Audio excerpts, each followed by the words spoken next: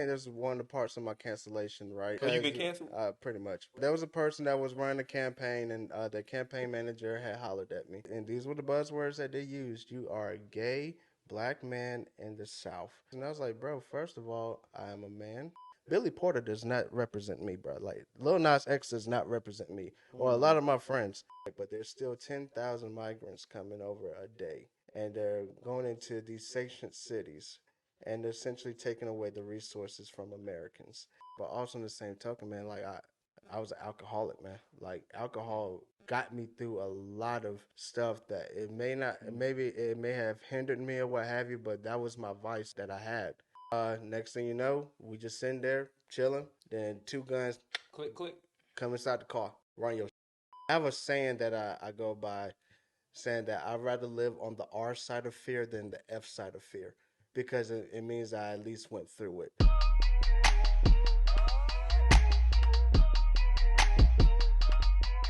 Welcome back to the 2B Fair Show. I am your host, Johnny P.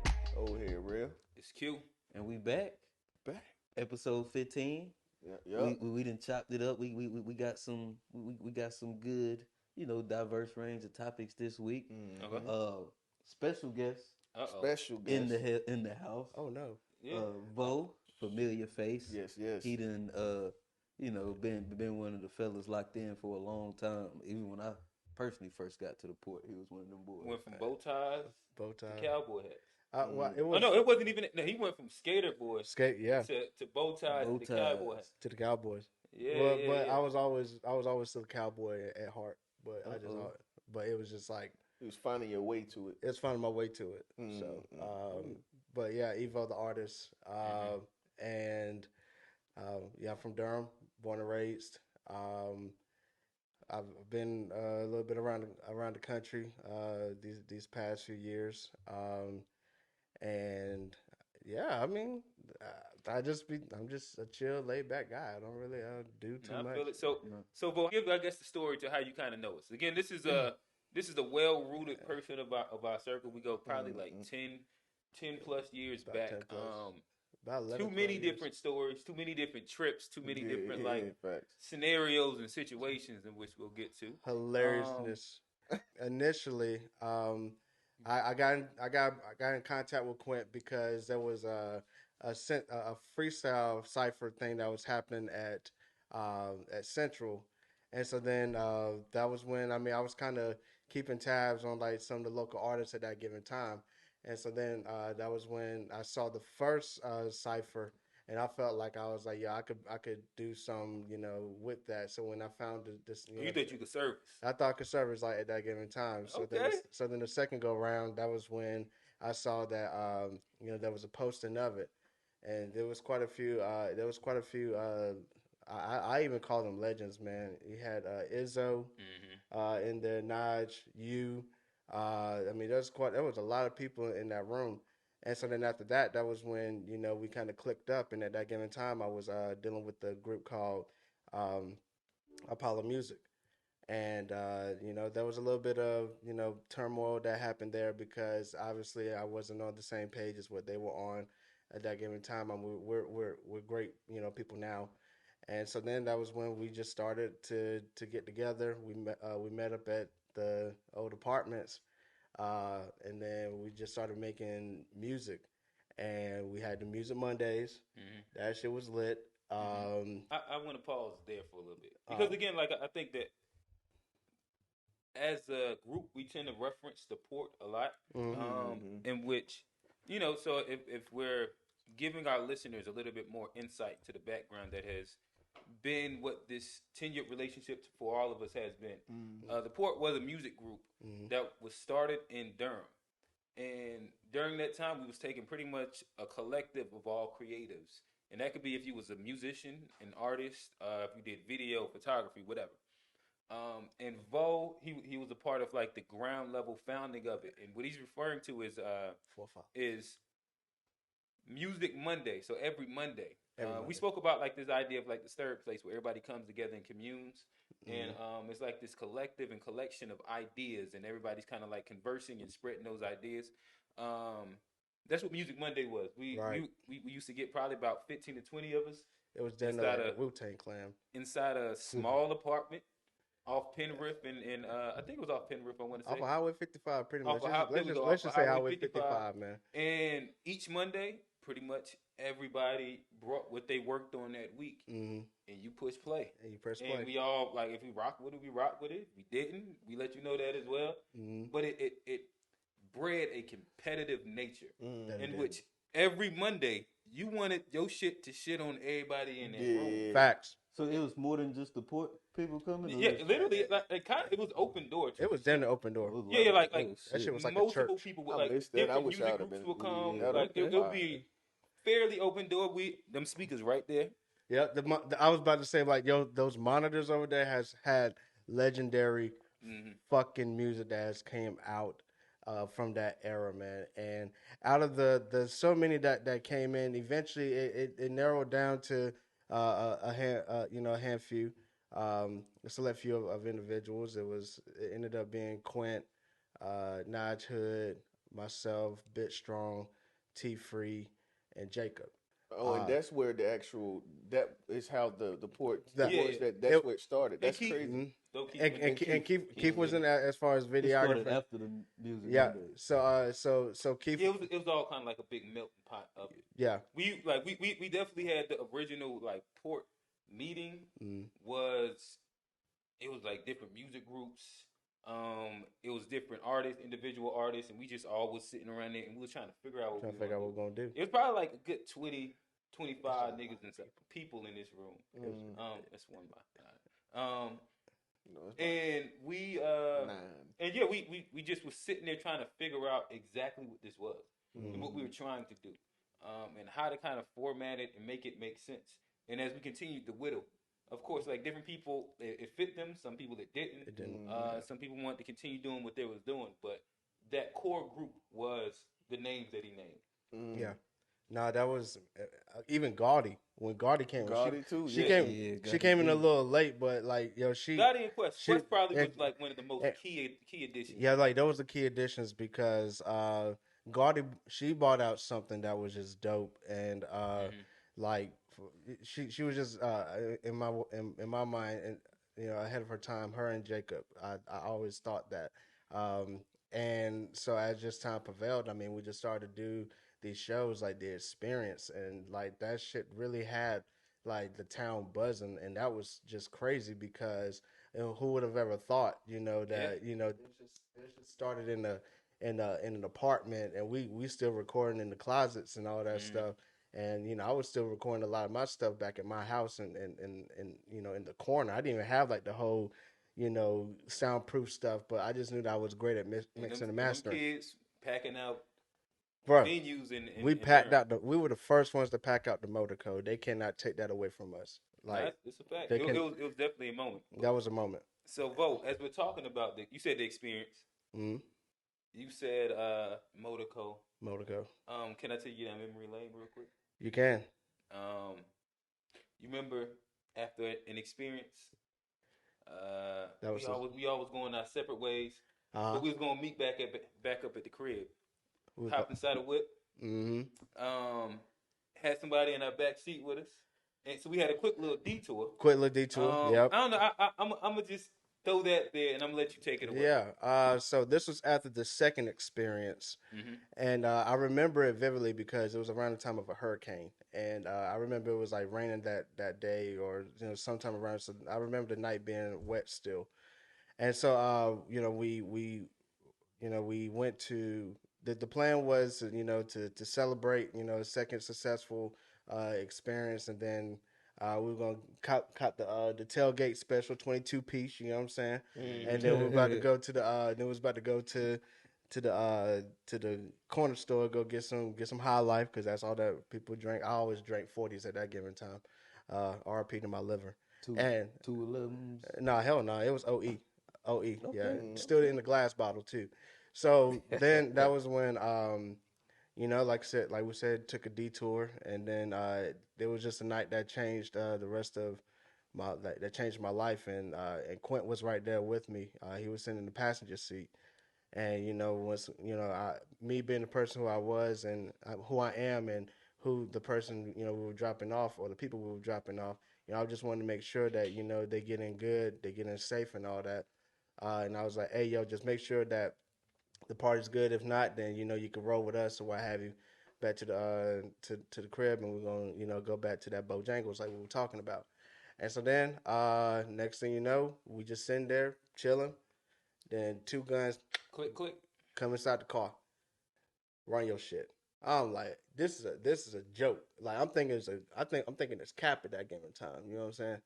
And so then that was when it was like, nah, like run your shit. Blah, blah, blah. And I'm like, oh shit. So and that was when we had just finished shooting that video, Hippie Chick. That was a dope night. I mean, that was a dope experience as well. Sat there, took everything. Like, took my phone, took his phone. I think took the computer. The computer is what was the worst part, because it had everything. It had everything. It had our music. It had our videos. I even had an iPad back there, and like that was taken. That's worse. Worst scenario ever for like a creative, like creative, yeah. Like to get your shit stolen. That's so then after that, that was when I had a microphone box, and the microphone box still had some bread in it, but they just overlooked that and they just threw that to the side. And I was just like, God damn, like this really happened. So the whole night we shut. So then dude was like, take the keys out the car. I was like, what you mean? Like, nah, I ain't gonna be taking this one. And so then he was like, nah, like, yo, he was like, yo, take the keys out. I was like, shit, all right. So then that was when I took the keys out. He just threw them just to kind of build a distraction, which is actually a good strategy. So I give him kudos on that. But then no, he did it the way he was supposed to do it. He did the way that he was supposed to do it. And so then after that, that's when someone had ran back in. It was like, hey, like someone getting robbed, blah, blah, blah, blah, blah, blah, blah. So that was just a night that just became, almost a night to where I felt like we were about to do something bad that was going to alter our lives for the rest of our lives. And so, but yeah. Yeah. So, I guess if I give my POV of the moment, it was definitely a pivotal moment. I think I wrote about it inside a song. I can't remember what song it was, but so did I. It was a moment where, again, I'm sitting past your seat, and then you hear click, click, run it. And you turn, and all I see is a barrel.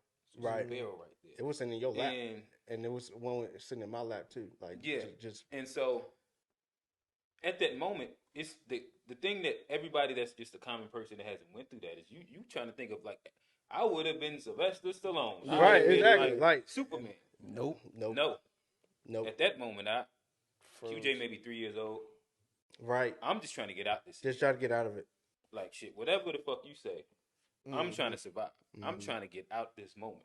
Yeah. And I ain't going to do nothing dumb to make sure that he doesn't have a father to come back to. And so, like, that was the main thing. So he's like, this. And I know, like, that knapsack that I had my computer in, right? Like, that was my life. That was everything. That shit was everything. And so just handing that over, that's like, murder. That's almost losing a kid in itself.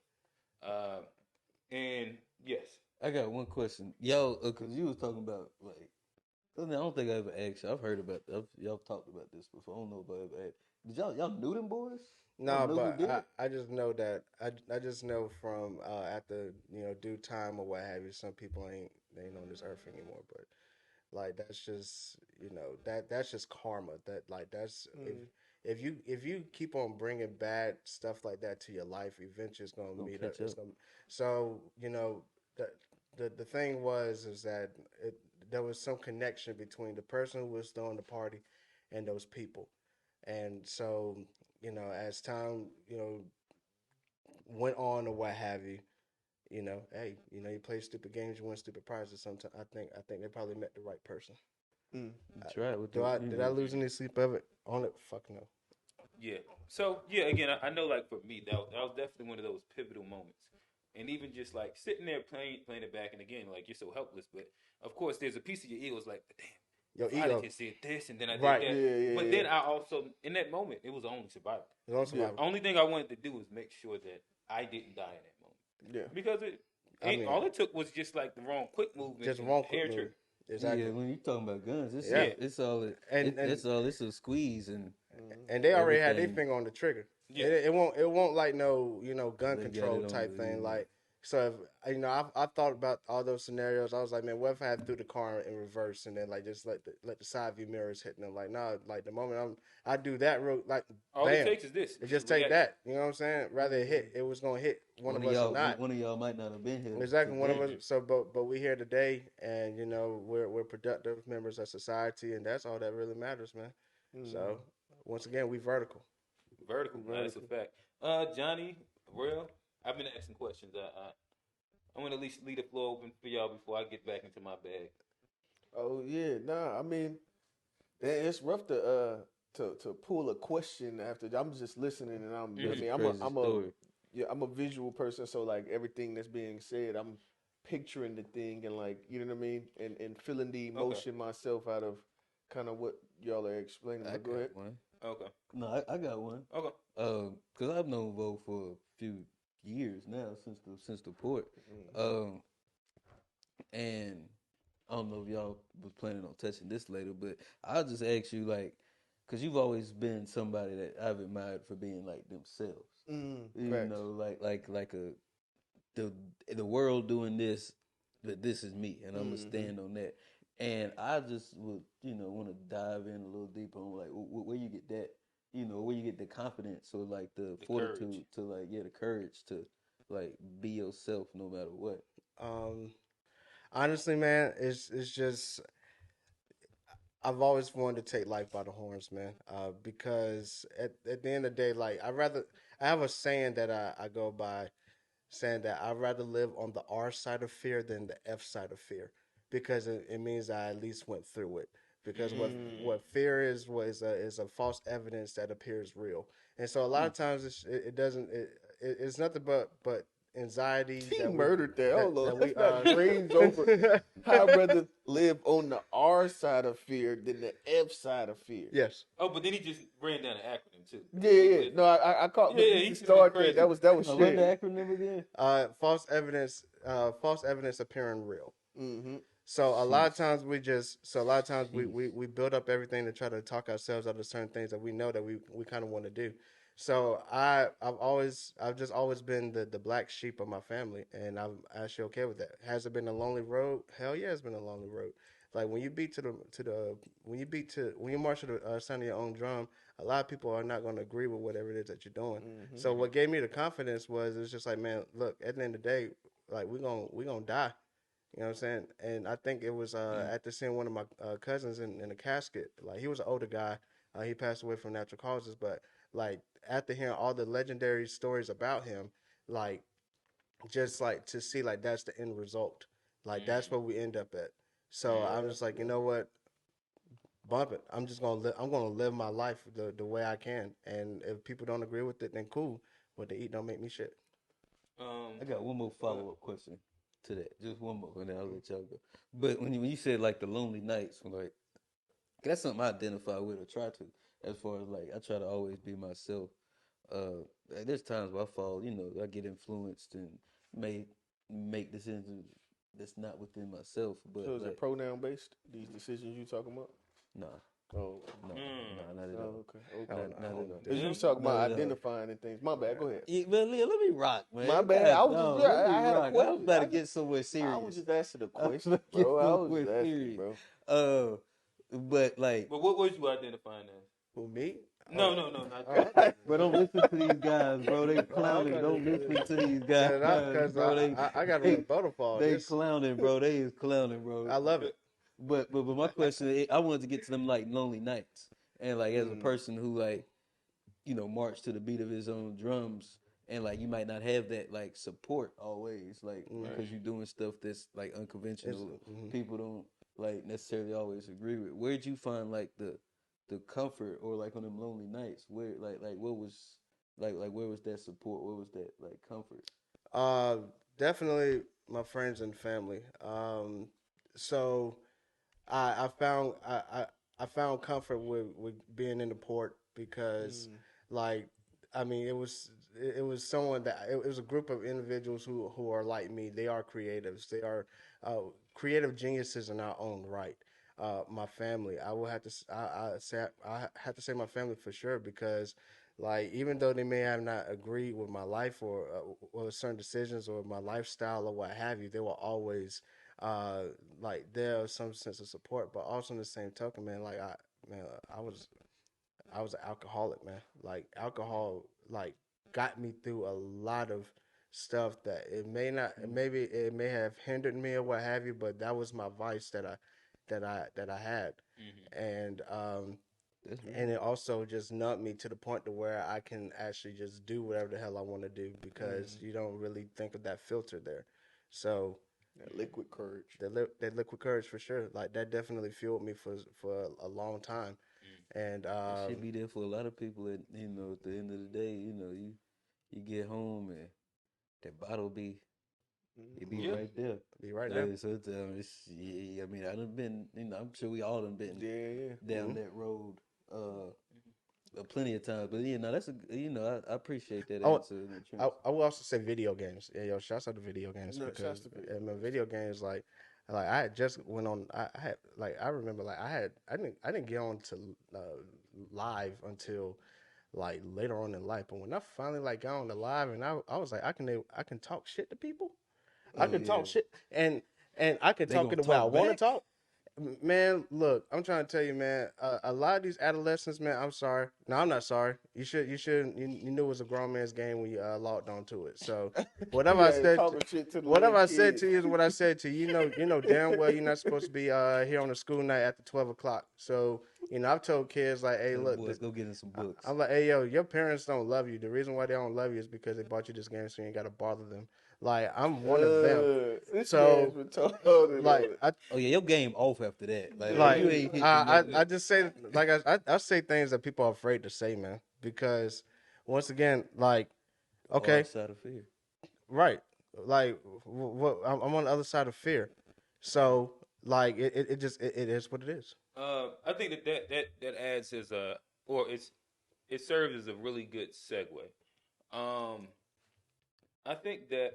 I guess we a little bit kind of like started. We was jokingly talking about like orientation just a second ago, but you are a person that, to me, anytime I could ever think that I could have like a negative bias, I think about the people that are around me and the people that might identify in different ways that are the realest people that I know and that I love.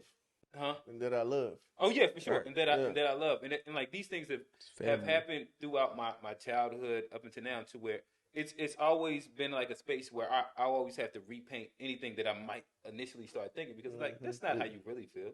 You know too many real regular people. So getting on the R side of fear. Speak about like the idea of being able to become who you truly are in that journey, and the idea of like especially being within a music group where you don't know how people might react. No, not no one will speak your truth better than yourself. So yes, I'm a gay man. Like I walk this, or I'm a gay. It is what it is, and just at the initial point when I've always known it. The thing is that I chose to go with what I was feeling. And I remember vote with the girlfriend. Yeah, I had a girlfirlriend. I had a couple girlfriends. But once again, but out of both, there was one that I was willing to suppress all those feelings for. So but that's neither here nor there. That's on a never mind situation. But my thing is that like I knew what I was, and the thing is that I didn't want to live in a bubble to where it's like I'm not going to sit here and act like I'm going to be something that I'm not. So when I told everybody, it was like I started with my family first, and it was. And what age is this? I was 20. I was 22. I was 22, 23. And the sad part about it is like I'll even give this, like the sad part about it is that like even though I said that, I still wasn't fully accepting of it myself. But it seems like I dished it off to everyone else, and I kind of created a bubble to where I separated myself from whatever negativity that could possibly be there. But I didn't really become comfortable with that until the age of 29. 28, 29. Like I was like, all right, cool. Well, this is just what it is. Like I've had like legit full fledged relationships or what have you. Like my family knew about them and all that. But the thing was when I told everybody, I think it was one of the Music Mondays. I want to say it was just a random day that we all got together, and I was just like, hey, look. But I think you did it in phases as well. I think I kind of like dropped a gem or two every so often. Yeah, because I do remember coming down to shoot Carolina Dreams, and this is me on my videography shit. Was it? Was it Carolina Dreams? It was open in the parking lot of the Fillmore, in which like we sat down. That was Parking Lot Dreams. Yeah, that's what I meant. Parking lot Dreams. Yeah. And I think that this was before you kind of like made the announcement to everybody, but like we were sitting at the Waffle House, honestly. Yeah, we were at the Waffle. Yeah, and he was like, well, hey, yeah. I got this thing that I'm telling you. Dang, boom, and I'm like, oh, okay, and I just asked questions about it. Right. It wasn't no big thing of anything. See, the craziest thing was that I told Jacob was the first person I told because he and I we always hung out with each other. We were kind of like the alternative ones within everyone, but everybody had their own little side clicks or what have you. And we were supposed to be dropping a project together. It never happened, but that's okay. I still got that music, Jacob. If you ever want to shut up, Desmond. So drop it without his permission. No, I would never do that. I've gone through that already before with another artist. Video. But that's like this music shit is a headache sometimes. But when I came out to everybody, at first I thought that I didn't know what everyone was going to think about it, but they all embraced me. And it was like they looked at the character first, or whatever it is I've done work wise, or just how I am, period. Like, they know I'm not on no BS. So it's like when they accepted me, I was like, dang, that was awesome because they didn't have to. They could have shunned me. They could have just treated me differently, other than Austin. But that's neither here. Austin. So I need to stop. So could we I guess could we step into that a little bit? Oh, that's what he was talking about. He's talking about going to South by Southwest. Yeah. No, but see what the thing was about the Austin joint was like, I don't know if you remember, but you were like literally. Hey, unpack for the audience what y'all referring to. Oh yeah. So we went to South by Southwest. The point it was me, Q, Vol, Quest. That was it. We all went together. We came from Charlotte all the way down to Austin for the South by Southwest. What year was that? I don't know. 2016.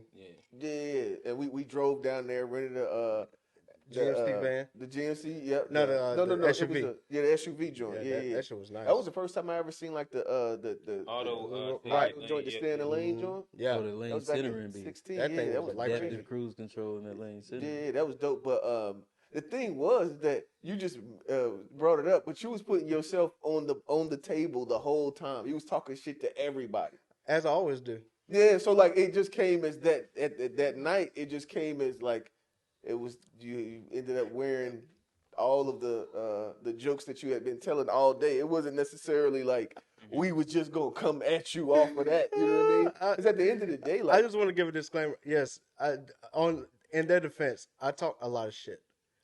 Period. I talk a lot of shit. Now, Bo's gonna also do gay jokes. So, I'm gonna. Like, so he's gonna like, and I think that's to me that's also unarmed in the room because of I think that I don't use it as leverage though. Oh no, it's never leverage.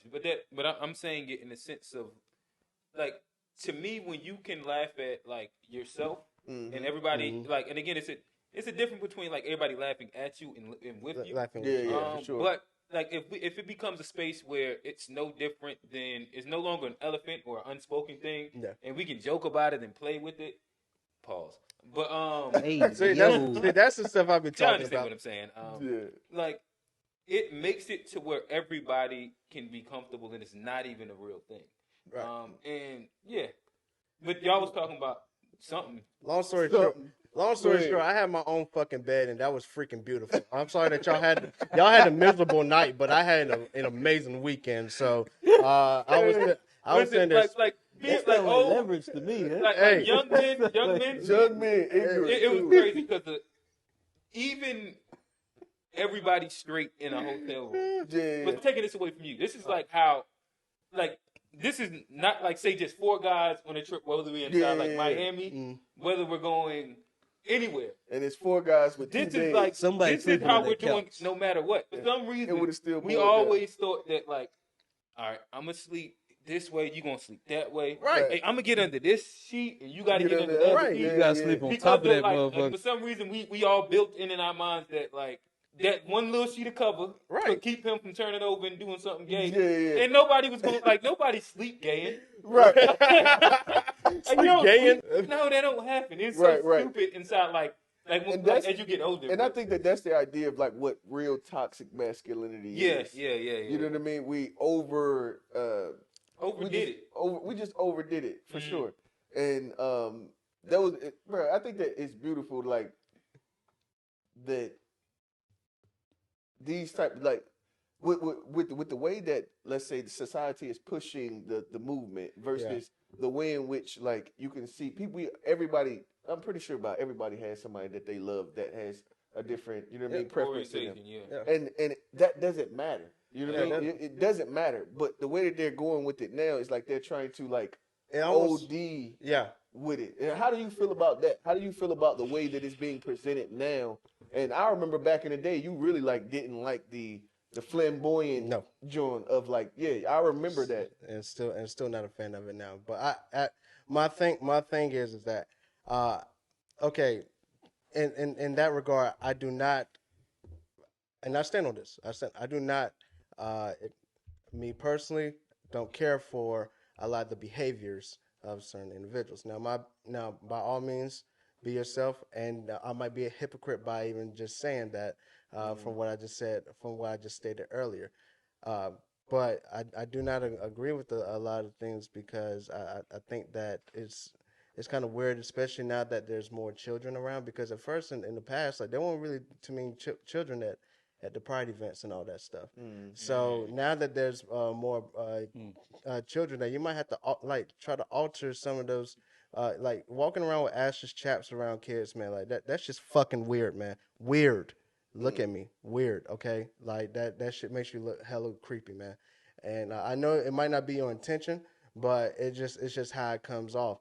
And like I mean it's so like the people that I know and hang around with on a daily basis, they're on the same thing that I'm on because they don't agree with a lot of the BS that's happening in that community. The way that's kind of it's OD.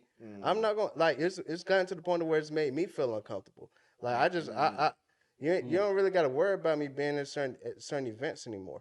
Like I'm cool, I'm good, I'm in a great space mentally and emotionally. Thankfully, I have that. And there's some people that are seeking, that third place, and that might be their third place. But just some of the behaviors, especially when it comes around kids, it's kind of weird to me.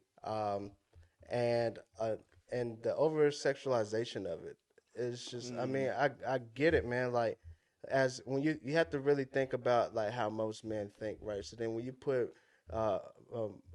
put someone that's like-minded like you in the room or more, like 1 or 2 men or more in the room, it's like it's gonna be something like that. It's take that to the next. Just think about that being on the next level type thing, right? And so that's just what comes with the game. And I know that a lot of people don't agree with what I said, but hey, it is what it is. What you eat don't make me shit, and vice versa. I am respectful as far as dating anybody like a flamboyant person. No, we can be friends, like friends, platonic friends, because like that's another thing that people like kind of get confused when you say friends. Like, nah, bro. So like all right. So I got 2 questions, but so. Is over sexualization rampant in the LGBT? Well, I mean, I guess that like you're just the G, so I guess that's what you were speaking, and that sounded like what you was about to hit on. So I asked that question. Yeah. So I think it's amongst all communities, honestly. But as far as the the publication of it, like, and the certain people who are put in front of others, that think that you are representing certain people. Like Billy Porter does not represent me, bro. Like Lil Nas X does not represent me, or a lot of my friends. Like, by all means, be yourself, be you. But like, to put that on to put that on the pedestal the way that it is, to think that you're that you are representing so many Speaking for people, everybody. it's like, nah, bro. Like, I am a masculine guy that works a blue collar job, and I do what I like to do. I mean, I don't, it's just one of those things. Like, it's frustrating sometimes, because it's like having to unpack and having to decode certain things. Like, Mm-hmm. I mean, like, people throw stereotypes and labels on other people out of convenience and comfort. But like I said, I mean, I'm not like the typical. Go ahead. No, I just cause like what you said about like not one certain like representation of that community representing the whole community. But it's like if we're friends, like I got friends like we like the behind like what you do behind like I guess let me make it a little more clear. When we was talking about like over sexualization, I think that's a problem with society, not just the LGBT community, but you can look at like rap music and Right. like Sexy Well, a little Red. bit, but I think it's, But it's also a little like different. Sexy Red did a show at a high school. That's Right. not appropriate Oh, because at all. but she's a mainstream artist, and so like like she's a very sexualized mainstream artist. Mm-hmm. To so much to the fact that we're like her doing a show at a high school isn't appropriate. So it's just the over sexualization of like the whole music industry. And you know Right, something But that I but was no, actually. I got Go ahead. let me go because what I was gonna say is like I don't care what my friends do behind closed door. I judge somebody by like the Right. character Mm-hmm. and think I got friends that like big joints. Still my homeboy. Still with them. I got friends that like white girls. When you say big joints, what do you mean by that? Big, like the big girls, man. Come on BBWs. now, man. You know, You know I exactly got what we're friends. talking about. I got You talking about bare bill or big back? God, please. I don't know which Not one's with, worse. not when you had the I don't tickle know. bitties in the I don't front know and in the which back. Come on now. I don't know which was the worst. I don't know. Come I on can't now. answer that. But like some of them, like both of them get chose. If Hey. somebody sleeping with it, both the bear belts and the bear belts? I don't even know Hey. what he's. But somebody sleeping with all of them. Like it's like. I got friends that like white girls. I got friends that like Asian shit. I don't care what you do when you go to sleep and close your bedroom door. I don't care. So like being gay or being whatever, that's just a segment of that. Like I don't care. Like, I don't care what you do when you go home at night. I don't care what he does. So Right. why would I care about like somebody else just because they have like a preference different that's preference. different than mine? and you I know don't something- care about nobody's preference. So why would that be like if you were being all the way fair I'll pop up and, one of them tees, and I'm we're looking like at keeping it strange. real? Why would you even care about like what somebody does? And you know behind something the that I bedroom? noticed. If you look at like the over time, it's become a thing where the person's sexuality in almost every TV show, they make it apparent. Right. When you think about when we were growing up, that wasn't literally a thing. Like you could have a full TV series that where you wouldn't even know what the orientation of a person would be Or their because it sexual wasn't preference. it wasn't important. We're trying to talk the actual the whole idea of the show wasn't based in that. It was Right. based in something completely different. So the friendships and things you would never even question it. It wasn't important. It was based on But the characters. Yeah, and like it was the characters the themselves. characters And now that they every had. single thing that they make I also imagine has that to. like the rebuttal to that. Maybe you could tell me if this would be like what the rebuttal is that those TV shows are based off of heteronormal like roles, and that they lacked representation for people. Of That was the word I was different, going to say. of Representation. different lifestyles. So okay, and I'm I- not mad at I that. Do wouldn't you even think say that it's at this point? And this is how I feel, and this is my honest opinion. I feel like at this point it's overrepresented. Oh yeah, I mean, because I think some people may think that they just have a whole lot of catching up to do throughout the years, right? Uh, like I said, I mean, it's the approach, right? And there's people that look at it from both ends of the spectrum. Oh, well, I never had this type of representation growing up in the 80s, 90s, or 60s, whatever it is. It's like, all right, cool. I understand that, and it may have made you feel uncomfortable to to see a straight couple, going at it. Hell, even myself, like, bro, I I can't stand how much it's like that. The thing with me with like was power. Like I couldn't stand like how just both heterosexual and homosexual or gay relationship, whatever it is, like they just going at it like every damn Hey, I agree. episode. And I was just like, bro, this is just like It's just so much conflict. yeah, I mean, like, why can't y'all be like the Godfather of Harlem, man? Like with Forrest Whitaker, like that was gracefully pieced together. There was like only one sex scene, and like you couldn't even really see the sex scene because it was in the bathroom stall. You just saw the legs. It was Like implied, it was implied, not implicit. Exactly, it was implied. So my thing is like, yes, I see how people they want this representation, but yes, there's platforms for that.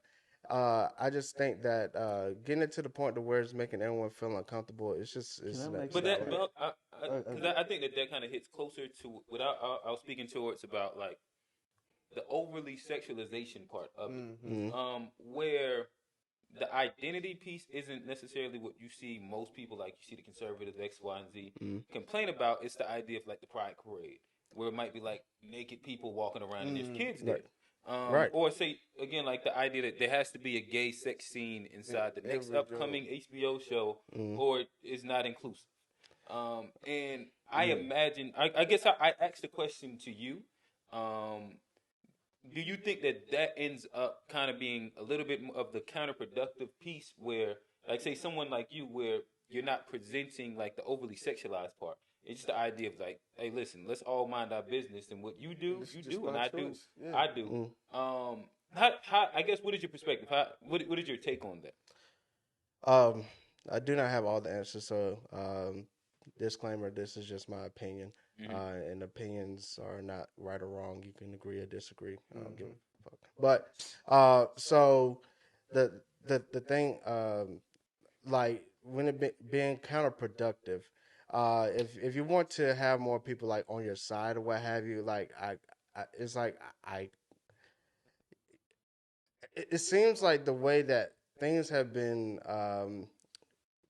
put onto everybody nowadays is to the point to where it's like get down to lay down type mentality. It's almost like a they're trying to strong arm it. Yeah, it's trying like you gonna accept, like, bro, you gonna accept this, like, I mean, you ain't gotta accept me, just respect me. Like, I mean, like, you ain't got, cause my thing is that if you ain't doing the 3 F's, if you ain't feeding me, fucking me, funding me. Oh yeah, it's the 3 F's. The 3 F's. I was waiting for that.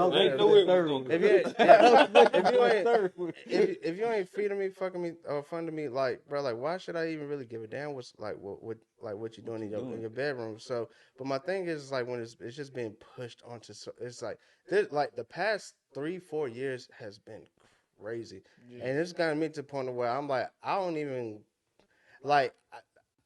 I'm just me. I just live my life. And can I make a parallel? I got a question. Yeah, I'll make a parallel, and then I got a question. You put 2 fingers up. You got one. I still ain't got to my good question. I gave you one. I gotta get mine. But so like a lot of what you're explaining to me sounds similar to like as a black man or as a black person.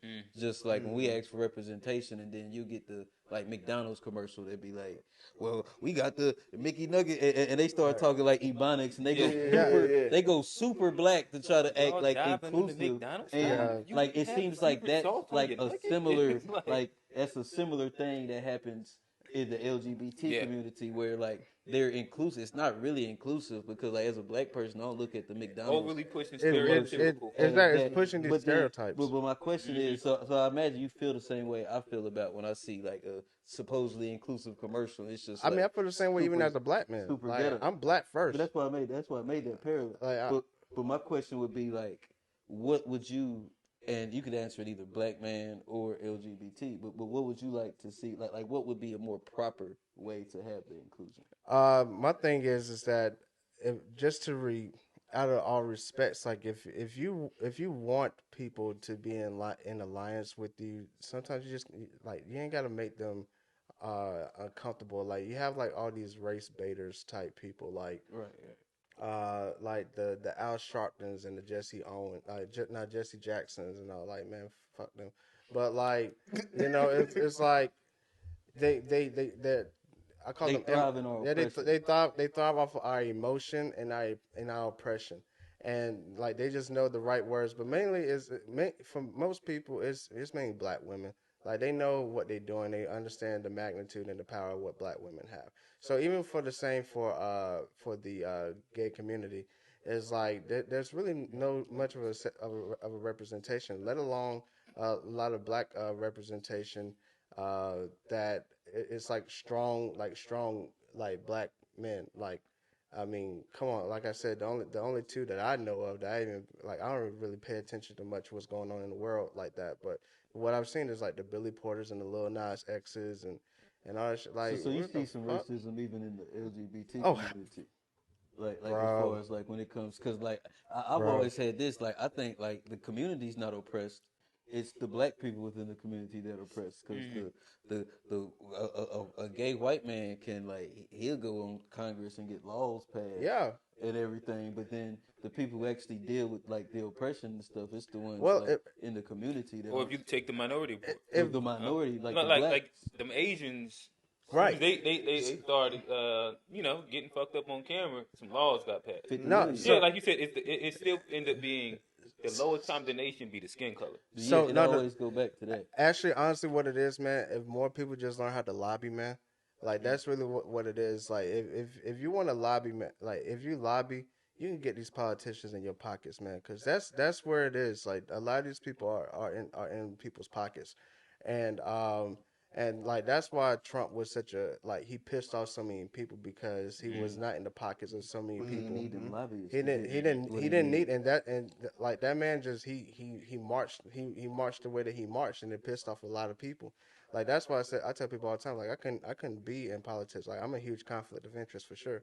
Like they could use the You like the, you I've the had a, person to be in politics, though. yeah, That's like the, No, you no, that I'm person. not because I wouldn't because I'm too dangerous. Like I'm really holding back a not lot of gonna stuff that I want to not say. gonna conform. Like I'm So not gonna conform to the BS that a lot of people might think I want. so I guess before, because we kind of have a Exactly political what it is. bag that we're gonna get to a little bit later in the episode.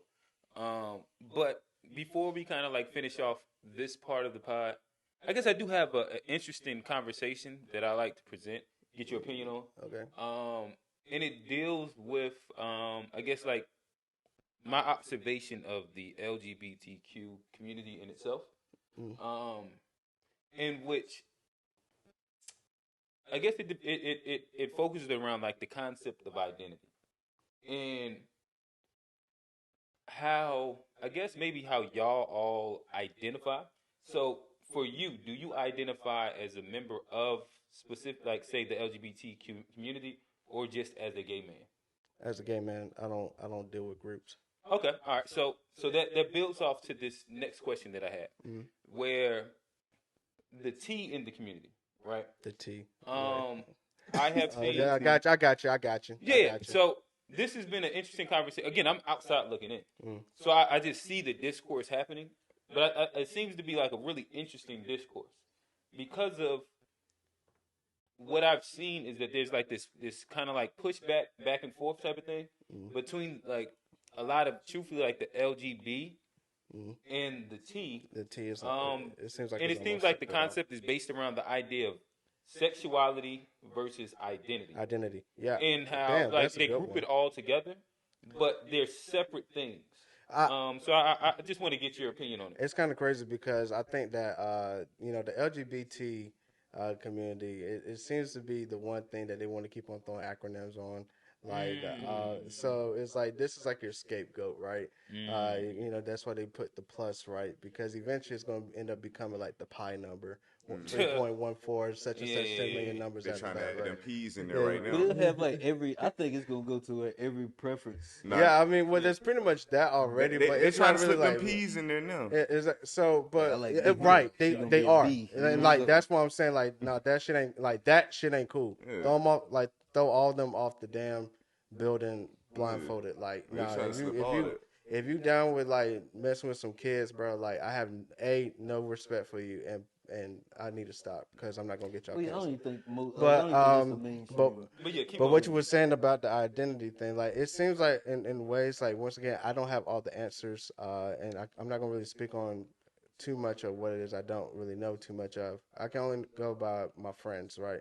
In ways they do kind of feel isolated, because it is this huge thing about the whole I the identity with with the back, like it's both it's like almost a package deal of both sexuality and identity. So um, when when you think that, well, when you feel like you are, this is what you are, at first I don't care whoever it is, like at first it could be your friend, family member, you could be within the community or what have you. When someone says like they're ready to like they're wanting to transition, it's kind of like a kind of like a whoa type thing at first. And especially, and I think it's even more for men that are wanting to transition to female. I was told that there was a specific correct term for it. My bad. I don't like ridicule me later, but like the but it's something about when it's like a man when like going through that one to go through that transition. It's a lot. It's harder for some people to accept, because you just think about how it is, as far as being a man, even some of the daily pleasures of what we have as far as being a man. You want to take that away from yourself, like that's how it comes off. And I've also heard, I guess, the argument within the community where it takes away, I guess, the autonomy of being, say, a gay man or a lesbian woman, if Right. like the idea of gender doesn't exist. Yeah. Because of like that's what makes each person, like that's what makes their preference per se. Yeah, that essentially, yes. And man, I was in the craziest debate last Sunday, man. And like, I mean, just the lack of information for this was a younger guy. He was like 23 years old. So to know that these people are voting, just saying, it's something to be afraid about. But that was when homie had said that it was him and his partner, what have you. He was like, I want to have kids. We want to have kids and all that. We try to do the adoptions. We try to do all this other stuff. And so then that was when he was like, it's just so hard. And he even said, bro, I shit you not, man. This dude said, I even thought, dude, he said, I even thought about getting the sex change just so that we can have kids. I was like, bro, you don't have the organisms to do that. That's what women have. Women have a uterus, ovaries, eggs, bro. Like that's what they have. And when he said, it blew my freaking mind. And I was like, this is a person. Is that a thing that's possible though? No, it's not. No, it's not. Okay. Like, no, I science think is that not I that think advanced. And if if it I was, think they're why would right you now want to put yourself through attempting that? to try and make that a thing of like Oh, implanting okay. ovaries Like, inside yeah, I the was gonna man. say, I, don't Like, even, yeah, I ain't even think man, they was I there stay yet. away from that part. It's like I stay away I from it hate too seeing it. because like maybe there might be some advanced technology out there, but the fact that he even said that, it just wow, I couldn't believe that. Like I threw my hat on the ground so freaking hard. It was like the same force of Bobby Schmurder throwing that damn hat up. It was like it was just like the craziest thing I had ever heard. Yeah. And so then he was like, "Well, I saw a male that was pregnant and all that. They had kids." And I was like, "Bro, it was a female to male, but still had the underworkings of a female." Yeah, I that was like, person, But that's where it gets "Man, look, I thought he was confusing. trolling me, man. I was Like waiting it for the gets damn so cameras to come confusing. out." I But I always think have to that double literally check. shows how confused the It, kids are getting based on yeah, what's going it on. can be. Yeah, and That's just think about There's like how there's much no is being rhyme thrown or on these kids. reason to it. Like I don't know. I ain't gonna. Nah, but then when they changing terms and telling I people ain't stuff finna like, get. you changing terms from mom to birthing parent and stuff like that, that does confuse kids. Because think about even when we was taking sex ed, there was some confusion within certain Right. things. So imagine it now. Well, there's always confusion about it because I mean it's supposed to be like a taboo, like it's supposed to be a private thing. It's not supposed Right. to be like shared. it's being But I becoming mean, such a mainstream but you- Yeah, conversation. but it's a and taboo it's thing where publicized. you like can't. But all 300 million, billions, like everybody. Yeah, and again, like, so to make sure we clarify what you're saying, he's saying that each person's sexuality is supposed to be private, and speaking about it in public is taboo. Not Well- specifically like being say trans or being gay or I'm anything not like talking that. about that. But what I'm saying, just to clarify the statement, is like, yes, I'm saying that, but it's also like every person's sexuality is so unique. Right. It's such a thing to where, like, of course, if we're coming and discussing like all the uniquenesses, it's like trying to like look at fingerprints. Like everybody has a different fingerprint, but to try to group fingerprints into like one group, it'd be like so hard to do It's because impossible. it's damn near impossible. So it's like Hey, you can be sexuality straight and is you can something. like whips and chains like Johnny. Wow.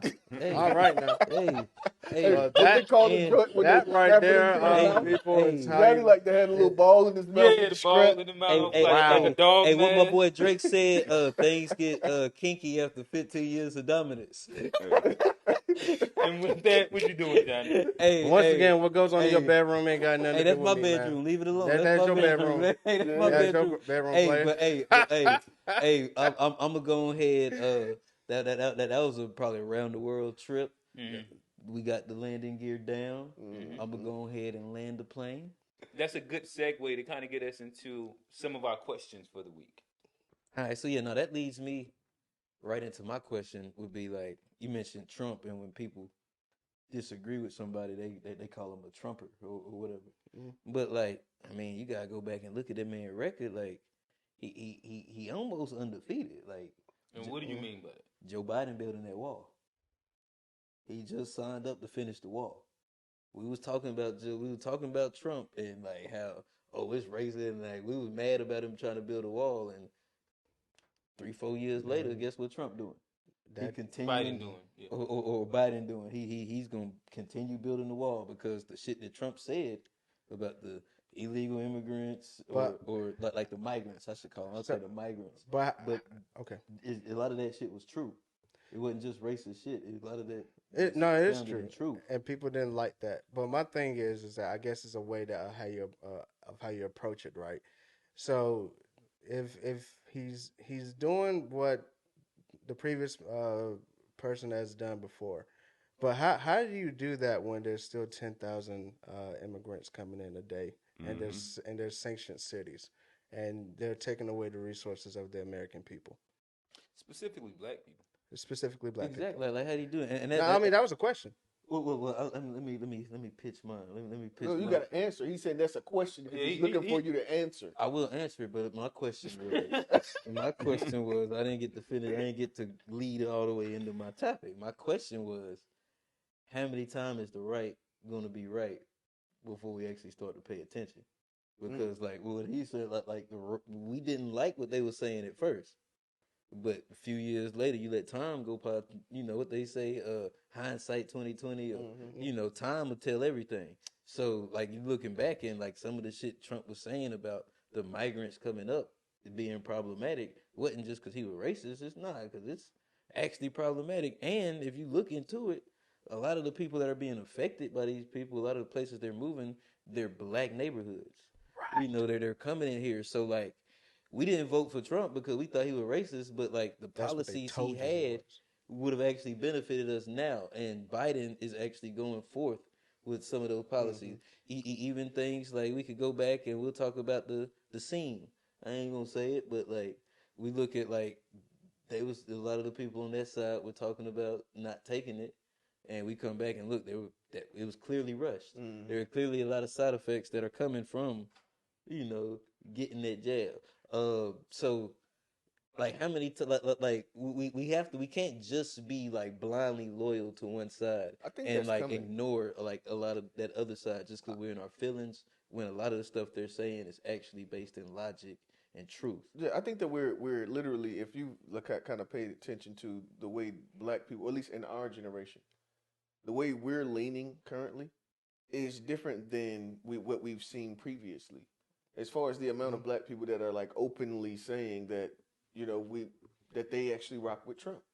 You know what I mean? I heard when he was actually when he was doing the debates and things, it was a lot of people that were entertained.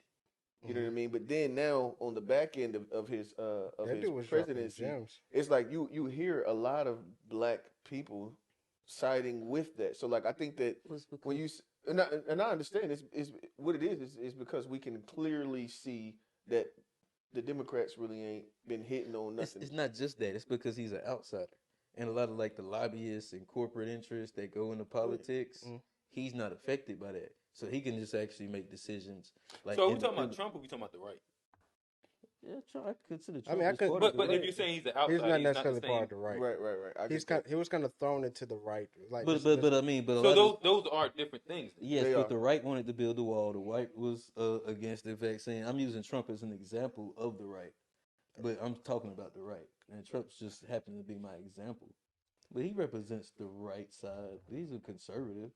You wouldn't say he's a liberal. Yeah, and I think that black people are literally starting to see how conservative they are. Right. We're literally like starting to see how conservative, and the whole time we've kind of, our community is very much conservative. It's been that way. It's been that way, and it's like us actually sitting down and like being able to listen to the talking points of the right. You know what I mean? And it's just it literally has a place for, like, it fixes. We've been doing it the whole time. We've been doing doing it. We have to give it a fair shot though, because a lot of people don't even give. Well, the thing about that's our parents though. It's not like, that's why I said our generation. It's like our parents didn't give it a fair shake, but we are literally the generation that is like opening our eyes to the opposing side. Because we're tired of the pretty talking motherfuckers. All right, cool. So when it comes to that, like, from what we've been told throughout the years is just the great selling points and all that other stuff, then we'll start some kind of social thing to get you into your emotions, and then you're going to vote off of your emotions. And when you vote with your emotions, you're typically not rational, and not all the time. Typically, these are, listen to the words that I say, people. All right, so like when it comes to that, understanding the amount of oppression that has happened throughout the years, when you think you found this this person that can align with what it is that you're saying, when in the back end, the only thing that you're doing is just shooting yourself in the foot, because at the end of the day, man, we still have we have generations still part of Section 8. You have generations still on food stamps.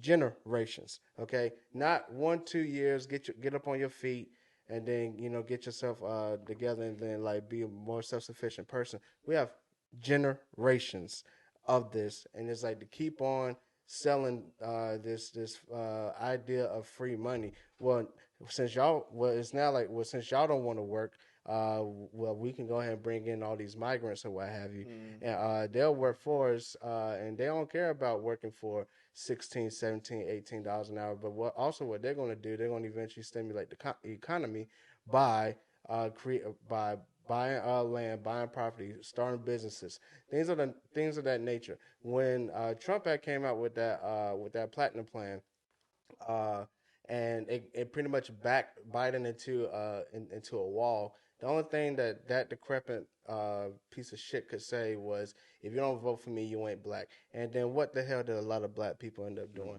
They end up running to the polls, like when they found out that a baller was in the building in the strip club. Okay, no, but see, so the thing it's is just like they also had that. I don't know if they bought the black platforms, but the black platforms were literally they bought them for sure. The Biden joint too. Look, the Breakfast Club. Yeah, you know what I mean. Well, there was plenty of the platforms where we saw where we were getting our. I but who owns those platforms? No, I get that. Didn't specifically co-sign the black platform. That's the same platform. Like Biden. You said who didn't? Well, I'll say Charlemagne didn't. Okay. Like Charlemagne actually spent a decent amount of that time of that election, kind of pushing back and speaking towards what Democrats didn't do. Really, bro? Say it again. Really? All right, I got two great examples. I got two great examples. Well, I mean, I think that the reason why Biden made that specific comment in that interview was because of Charlemagne was having a one-on-one interview with him where he was challenging him way more than black people do. And they don't typically, like that. And then like in him challenging him, he said, "Well, shit, if you got all these questions, you know what I mean, you can't be black if you're not gonna vote for me." Right. And that's what it stemmed from, was the idea of like him actually challenging the quote unquote establishment. That's hilarious, because it goes back to what I was saying about how some people on the left, I'm in the middle. I ain't really but I'm a little bit more conservative. But in order to kill the conversation, we're just going to go ahead and use certain buzzwords. I didn't like the push. I didn't like what you said to me. So if you like, I'm just going to kind of hit you where it hurts, and because I really don't have anything to rebuttal on this, because I really wasn't caring about y'all in the first goddamn place. So it's just like, and it's not even about just Trump. Like either way, like Orange Aid and walking in bombing fluid both need to go. Like, I mean, we're in a completely different generation, and like I just want to say real quick, I did change my political affiliation with the DMV recently. Same. What's up? I changed mine a long time ago. Yeah. Because I That was Googled like myself. literally my dad, like it was, like I was talking about, we're pretty much just co-signing what our parents feel about where we should go. I voted Democrat in multiple elections. Oh no, I'm just saying, like for the majority of people, like wherever where that background comes from, that's kind of what you've been doing. You consistently have non-believe went to the polls and did what you thought was the thing that your parents would do. And so I definitely changed my. I pretty much did. What is it? Not one or the other. What is it? The independent. Yeah, I'm independent. Yeah, I'm independent. I changed my joint. I just want to throw it before we get back serious. I ain't gonna lie. I sat and watched Trump's latest interview on NBC. I want to say, and I miss just listening to that guy. He is hilarious. He's entertaining. Like, he's entertaining. If it's one thing he is, are you not entertained? Like, to me, it's so amazing how he can stick to his talking points, his insults, and continue roping them around in a circle in a conversation and never get like thrown off point. Haven't you noticed how I do things? This guy is wild. Like he was like, I pardoned some people, even rappers. Right, exactly. And that's what he did. And he did it. Wow, boy. I heard that little clip. He said even rappers. Like motherfucker, he there's farted. so many undertones that's implied in that, but it's hilarious that he knows the why don't they like me? I partied the rappers. No, I mean they don't understand it. No, and that's but a lot of these people are bought, man, and like I mean, hell, like I remember there was a while ago. I think this was one of the parts of my cancellation, right? Because you've been canceled, pretty much, but it's all good. That's the cancel culture. Right it's all good. We're vertical. So there was a person that was running a campaign, and the campaign manager had hollered at me, and these were the buzzwords that they used. You are a gay Black man in the South. Those were the three things that she used, and I was like, bro, first of all, I am a man. Second of all, yes, I'm a Black person, but also in the same token, like, bro, like it doesn't matter what my sexual preference is. Was this a liberal candidate? Yes, Democrat. Yes, I turned it down, and I think that snuffed me from the Indie Week posting I was supposed to have, the Herald Sun posting I was supposed to have. They blacklisted. Oh yeah, they blacklisted me. It's all good. I mean, shit, it is what it is. Like, but at the end of the day, I mean that they're on the wrong side of history at this point. And I don't care if you are liberal. Like, if your policies is where they need to be, and you're willing to implement those policies, then yes, by all means, you will get my vote. I'm not going off of no freaking emotion. Like, bro, I don't know. It doesn't matter what kind of social event that you try to throw in front of me. Hell, I want to know what happened to the guy, that the Democratic guy that pulled the damn fire alarm in the Capitol. Like, and he's like, there's no one talking about that. Like, that's the same. That's the same level of causing a disruptance inside of a place where everyone's been talking about the whole January 6th thing. Keep the same fucking energy. It's just that's all I'm saying. That was a Black man. Like, it was a black. I don't care. Like, bro, it's accountability. I don't care if he it's about accountability. No. Speaking of Black fuck men, that. It's about accountability. I ain't even tripping on him. So, Bo, I asked you this question. How do you feel about being pandered to? I feel like I've sat and watched this happen to you specifically before. Yeah, your vote being pandered to because of you were Black. I think it's an insult. I honestly think it is, and I've sat there and had people like, man, I remember back in 2016, man, like there was so many people like they felt like they had to pull me to the side because I told them I wasn't gonna vote for that dog faced individual. Like, she legit looks like. I mean, let me shut up. It's gonna make it sound like I'm. No, I'm we gonna we God, dog. All right. Before you keep going, Is anybody on this panel ever like pitched themselves as a candidate to you based off them being black? Yes. I don't want to say any names, and I don't want to point in any certain directions. I mean, I'm not pointing in the direction. It's just the bottom half of this microphone is pointing at it. But like, Who, me? Who me? Hey, Who, me? Hey, I guarantee you rather have me up there than But why? than What was your Sleepy policy Joe. you pitched to him? Because that's why. Did you just like rub your skin? That's what I was like, asking you, and you never answered my Bro, question. You got two questions you never I was answered. off the sauce, bro. Like, God, dog. Like, No, you got two. No, because I would never it's do a something debate that's at that serious. time. I would, It's something that's serious. Like I would never do a debate. A vote is very important. I would. I hold my votes dearly. Like I mean, I vote local like crazy. I might not care about who. I can't really control what's going on in D.C., but I can control what's going on in my backyard. I hold my votes dearly.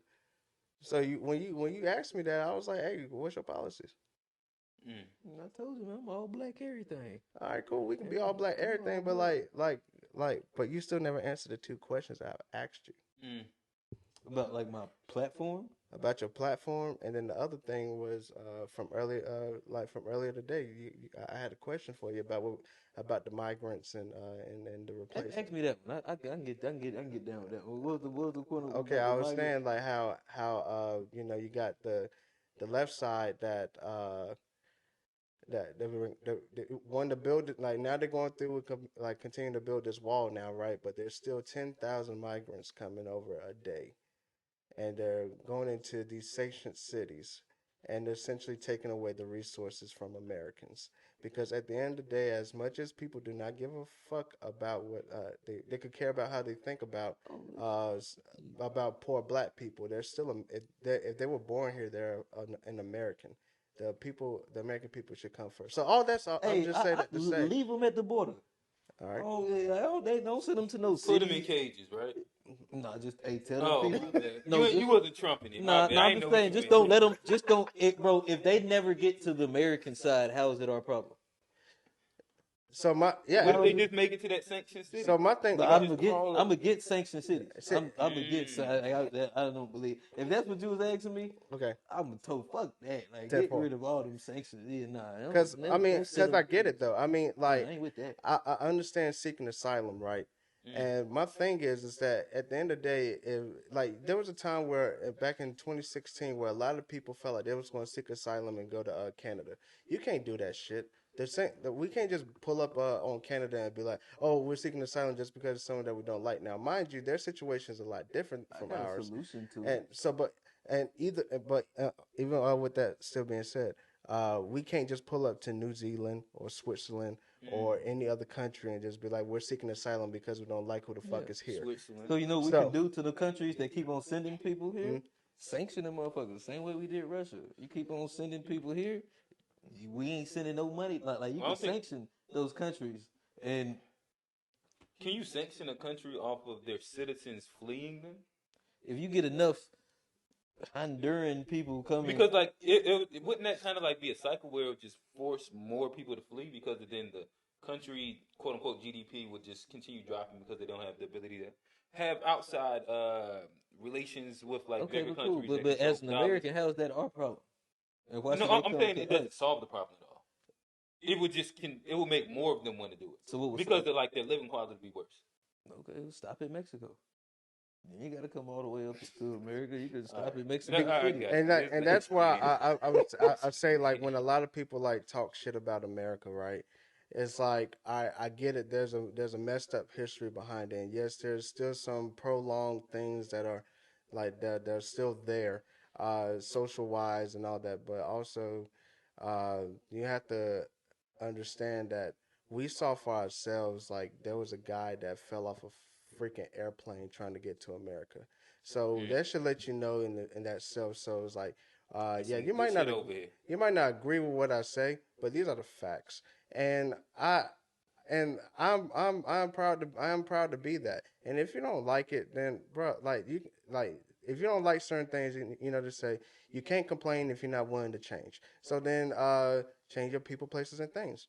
then go to where those go to a socialist place. Go to wherever it is that you feel like you're most comfortable with, because we are in a country where we can still talk shit about whoever it is that we don't like. Now you can't say it on certain platforms at a certain level, but you can we still have the liberty to pop our shit, and if they want to duff us out and on the highway as if it's a car crash, then you can at least say that you did your thing.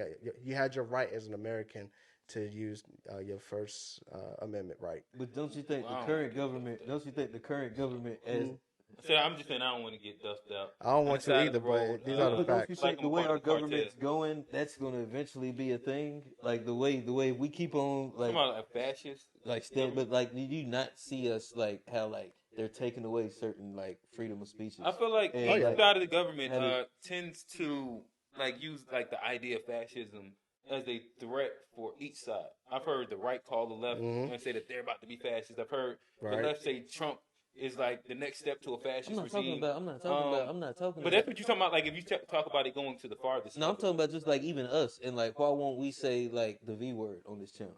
The who? The V word. What's that word? It start with V. The jab. Yeah, the jab. Okay, all right. So like, but isn't that like infringing on like our freedom of speech? But and, the thing is like isn't that the direction our country is heading? Maybe, but I think that's loose because what it is that we're on a privately owned platform. We can say it, and they don't stop you from saying it. It's just that like that privately owned enterprise has an algorithm that takes away from it.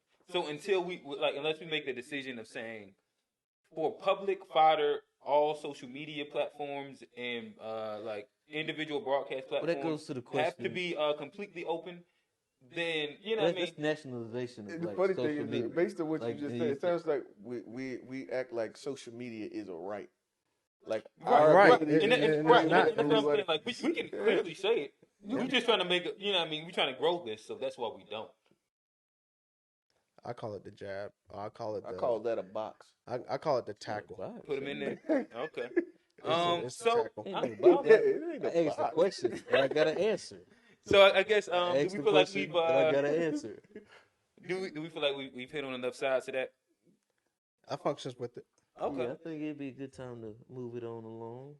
Okay. Just stop voting with your emotions, man. Really look at what the policies are. Because a lot of times these people do not have your best interests, and especially when it comes to some of the black candidates, like all skin folk and kinfolk. Like this is, I mean, once again, who am I though? I'm nothing special. Gotcha. Inclusion. I like it. Black people, I got your best interests at heart, though. Johnny is only selling black to black. And crazy. And even, he might as well say he got hot sauce in his bag. Pretty much. And what did that happen on the Breakfast Club? That happened on the Breakfast Club too. They also did. So they know where to go Pandered. That's a for sure thing. Well, a lot of people are starting they're starting to lose a lot of their viewership as they should, because they're on some BS. And hey, Charlemagne. Man, I got to get famous just so I can grill them. I feel it. All right, so I guess we get time to kind of like transition over to the last question of the day, which I think this is gonna be a fun one, interesting one. So, Vo, on the To Be Fair show, we do tend to dive into like the relationship dynamic. So it'll be interesting to get your perspective on it, and maybe how it might apply to you, and like an outside perspective on it as well. So the conversation stemmed from we was on live. And Rel made an interesting point, and I thought that it was interesting in the moment. Interesting points. And then that's what you do. In reflection, I thought it was like really, really interesting. He said, "Hey, you might be the only person that thinks about how much your partner makes or has a basement for that, right? In the room, right. And so it was a person out here, not here, so I ain't gonna kind of like name him, but it was like." The normal cast tone, Johnny, and I was like, I think that that's an interesting point. Johnny started walking it back before we kind of got too deep into it. He took a couple steps, but he still was on the side though. Johnny ended up saying, well, I don't know. I actually do have a basement. No, I said that. I said that. Yeah. Because that's kind of where I definitely said that. I have a basement to what like the person should probably make, right? Right. And we talking about basements. Like leaving that conversation, it left me at like a very specific or interesting space. Okay, before we go too far, since we're going to be magnifying basements, okay, what is a basement? Because I believe you said your basement was like 45. Yeah, my basement probably is right around 45. Yep. And what's your basement?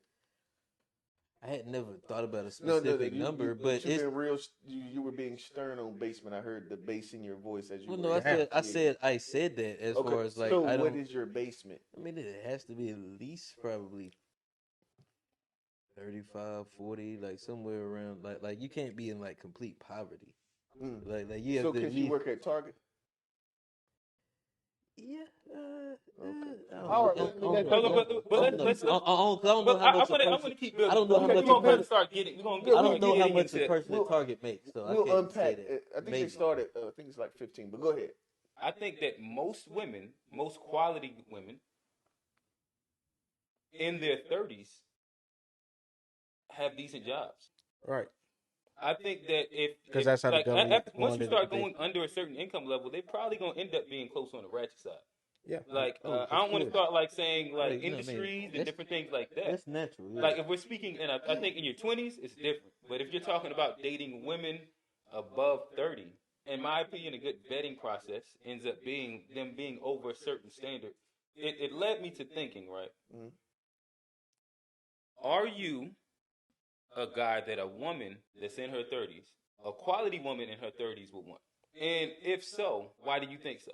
I actually kind of like outsourced a couple women inside their 30s and asked them just a couple questions of like, what are some things that you look to have inside a quality man?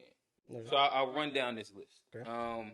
They said gainfully employed / financially secure. Mm-hmm. That was a common one.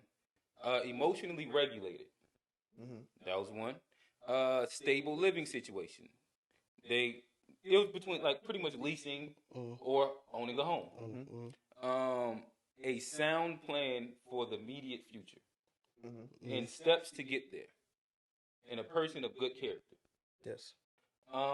So, do y'all think? And I love to just go around the room. Do you think that you are a person that a quality woman at this moment would date? Why or why not? I'd love to see if we get some good answers. Real? Where we starting at in the room? We starting here in the room? However we want to go. We can go. I'll start it off. Let me get right. Okay, so I'd say based on what the common answers, I've checked those boxes. Okay. I've checked those boxes. I would say to me, honestly, I didn't one thing they didn't say was like, and I think that all these things point to leadership.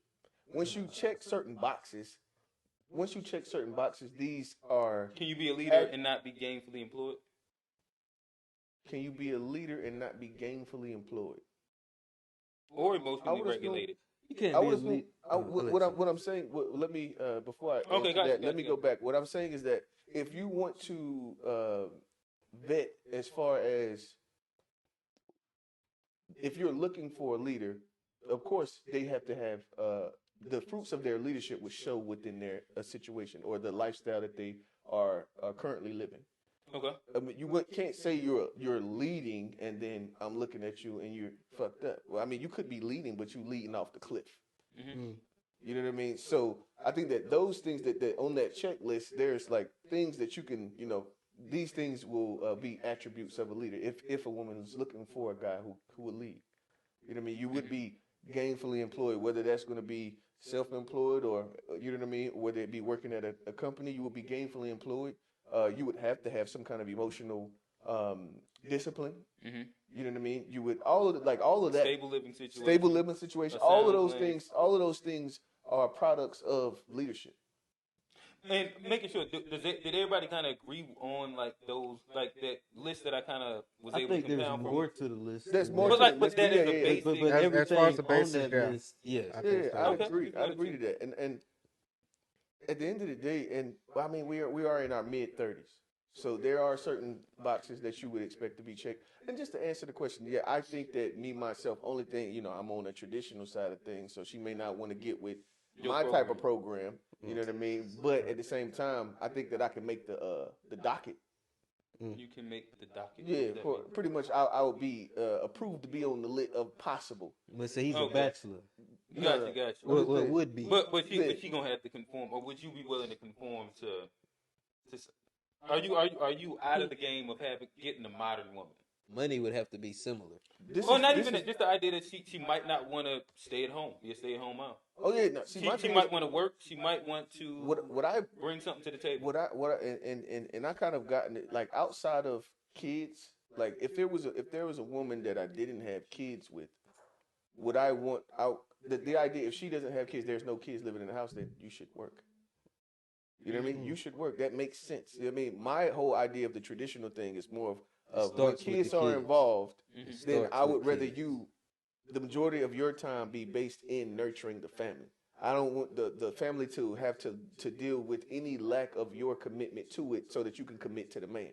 Okay. I'll do whatever I have to do. That's a fair way to put it. Yeah, I mean, whatever I have to do I'll put that on my back. I may not be able to give you all of these glamorous things these things. I may not be able to do that, but I guarantee that I'll be able to provide a sustainable living scenario for the family, and we wouldn't have to worry about going without.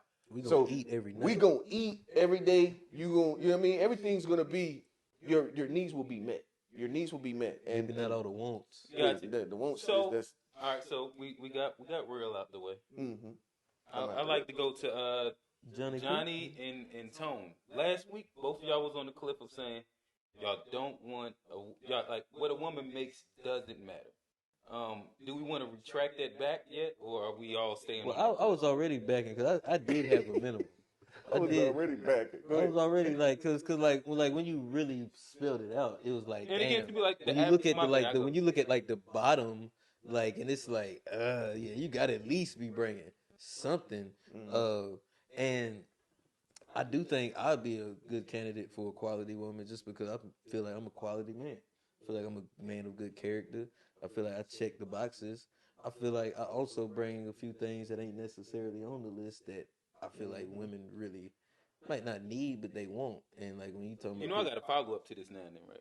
Damn. Yeah, it's cool. Yeah, go ahead, keep saying you ain't scared of a follow up. I ain't scared of nothing, But I'm living on the other side of that. I'm living on the R side of the field. Hey. I'm living on the R side of the field.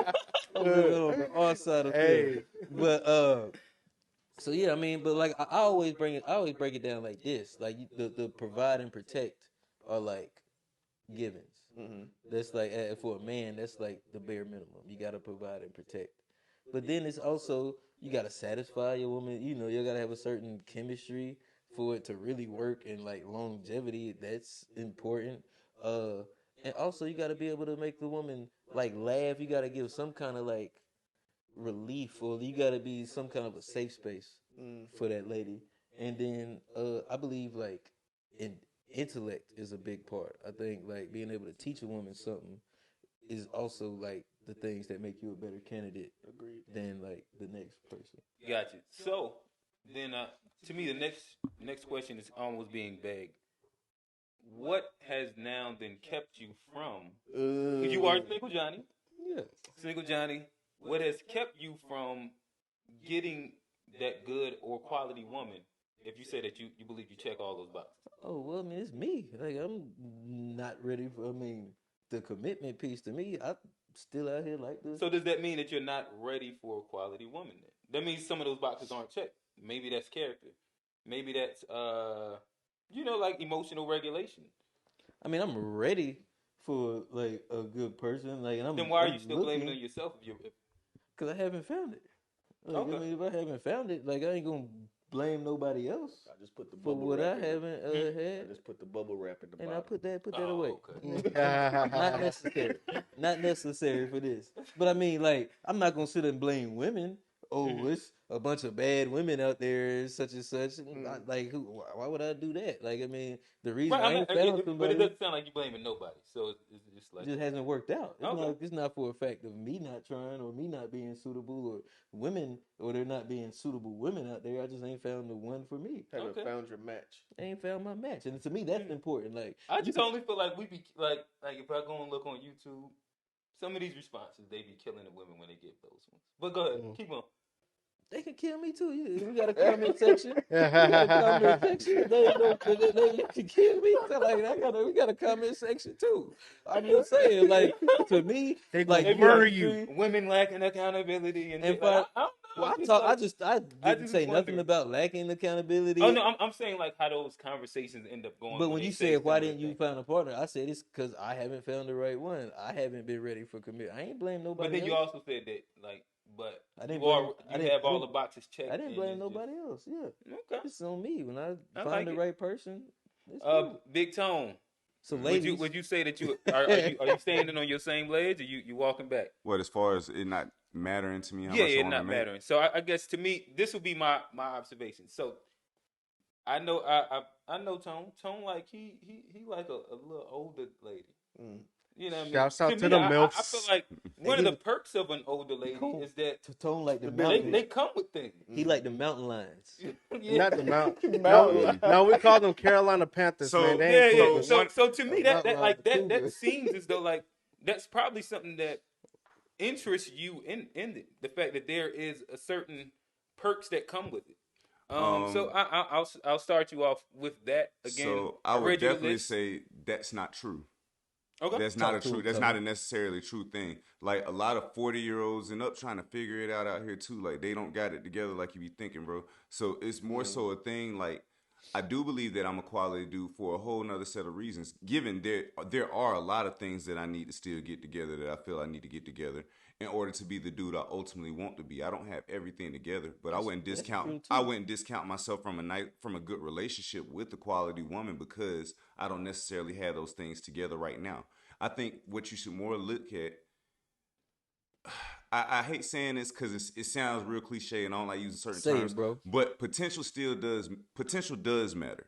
It's like potential matters along the efforts of the work that's being put in also. If that makes sense what I'm saying. So like somebody's potential, if you see that they're putting in the work to build towards their potential, then potential does matter. If they're not doing the work that's built towards they just got potential, but they're not doing the work towards it, that's not potential really. Or if they got potential and they showing that they ain't really like messing with you. You know, like a lot of people get in relationships just based off like checking like boxes. Oh, this person checks this person, but then there's no real chemistry there. And you see how like 3, 4, 5 years down the road, those relationships don't last because they was going off check boxes and not necessarily 3, 4, 5 years down the line. Most relationships don't last. Yeah. Whether you think you got chemistry and all of these words that we be talking about, you should still fall off. It's a lot of the thing is relationship. So it's dark sustainability is in a relationship. Well, that's the toughest. But it's the absolute toughest. Even getting back. That's why I'm going back to like even getting back to is are you a guy, a quality woman in her 30s would date? Yeah, and that's the crazy part though. When you initially asked that question, what I was thinking in my head was a quality woman in her 30s probably wouldn't, but a quality woman in her 40s would, and that's crazy. Man, it's crazy. It's a caveat. Yeah, no. The thing is that when you and I can understand. We understand that exactly makes what sense. he's saying. Because the thing is on the after the whatever the perceived crime is, on the back end of that, you start to realize how many times that I probably should have stayed with, bruh. I should have. You start to really start to see your character. What's old girl name? Ebony Williams. Oh yeah, we just had her the bus driver girl. Oh no, he still ain't dating like anybody. But you see what she was saying. Did you see what she was saying? She backtracked. But you see what she was saying this week though. Yeah. Oh, what she? She was talking last week. Talking about last week. Well, whenever it was. Last week we had it on. But she was talking about how like she was the bus driver one, but then she also talked about like when you get to this her value is going down. Like my value is going down. That sounds like somebody that's. Like, oh no, but she still ain't backtracking on the. But she like probably. all this. I mean, at the end of the day, she ain't got to backtrack. She probably gonna be. Yeah, we reacted. See, the thing is this strong. Oh, bro, never mind. We'll save that. But yeah, the problem is that at the end of the day, when you start to see, and see, that's why they need to be coaching the younger girls in a more productive way, because at the end of the day, once you get there, it ain't no going back. It ain't no going back. Like, and then you pretty much a lot of these skills. We're starting to turn it to like talking about women again instead of like staying on like. Well, okay. At this all right, because you see, I was getting. Yeah, I was on your stove. Yeah, I'm just. I had a little battery. It was a battery. He put a battery in my back. That man was 10. That was Deion. He was Deion Sanders 10 toes down. I started 9 toes. 9 toes, bro. But no, I think that it's a really interesting thought experiment as it pertains and see us do some of the similar things that we critique women of consistently when it comes down to asking him, are you a woman that can attract a high value man? Yeah. And how we started like knocking down these things. Are you this? Are you this? Are you this? Are you this? Do you line up to that? And then, well, I mean, at the end of the day, there's always compensation that they give if they do or don't land inside these spaces. And I just think that it's interesting where we also, it's hard for most guys to say, no. Right now, I might not be in the place a good quality candidate for a quality woman at the time. Never saying that, man. And I mean, but that's the delusion that we like to throw out. That's the accountability for sure. And I just like pointing out the fact that it's not a sex thing; it's a human thing. And we all live inside like different spaces of delusion, in which it's hard to be accountable for the space that we're at and what we're actually looking for. The reality, if you line up the numbers, average men are going to date average women and make average income, and to live in a decent average household, both parties work. Both parties have to bring something, and that's just the reality of it. When it doesn't skew inside that, that's where we start getting into like those poverty baselines. That's when we start getting into like. Go ahead. At the end of the day, like I understand what you're doing, but I do think that like there's as far as the men, women, as far as like making money thing, it would be like if I was teaching my daughter and son. For my daughter, his ability to sustain is gonna be a thing that she's gonna have to like. I'm going to make sure she understands that she's looking for that. But in my son, it's not. I'm not gonna. Oh, you need to be looking for a woman that can. No, you need to be sustaining yourself, and then you need to be picking a woman based on different things than I would be teaching my daughter to be. But you also wouldn't teach your daughter that she needs to sustain herself? No. Listen. Because the thing is, being an adult is just the bare minimum. That's just being an adult. Right. But what I'm talking about is, you have to like. What saying you got to teach that too. No, but what I'm saying is like sustaining herself. Yeah, she's be an adult, of course. But what I'm talking about is, so for the guys, as a man, as a man, I believe that you have to be much more a better adult. No, you have to be much more. You have to learn how to sustain yourself and sustain a family as a man. Exactly. Your ambition you have to cover more ground, in my opinion. And that's like, in my opinion, as the man, you have to cover more ground. As a woman, you're pretty much you're a helpmate. But as a man, you need to build a foundation and have enough to stand on. I think statistically that's not even. But I'm saying, but a woman will say the same. Even a traditional woman would say the same thing. Like even a traditional woman would say the same thing as far as like. There's a lot of ground that she has to cover that we don't even know about. Right. Like, so but it's I think not it's on just the like different us side of things. covering, but you're a man, so like you only look at this side. Like as a woman, like there's a whole nother side, like as a woman that like she's gonna look at that's like it may be a challenge. Like to do like some of the masculine stuff, like sometimes we find it being challenging. But some of the feminine stuff sometimes might be challenging, and they'll look at that as like a whole lot of ground to go. I just want to work. I just want to go to work, but I gotta sacrifice that to come and be a mom, to come and take care of these kids, and that to her that might be a lot of ground to cover. And then the thing is I'm gonna go ahead and get back, like go to where I kind of adopted this traditional realm of thinking, right?